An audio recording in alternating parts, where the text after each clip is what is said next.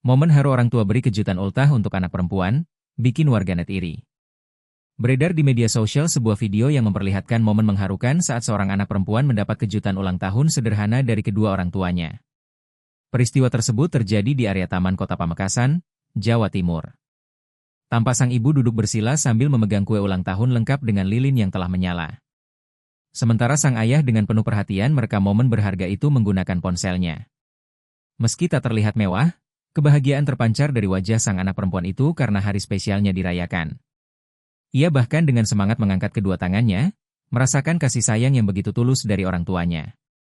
Meski hanya berdurasi 25 detik, video itu pun berhasil menyentuh hati banyak orang. Tak sedikit pula netizen yang memberikan komentar penuh haru dan doa untuk keluarga kecil itu.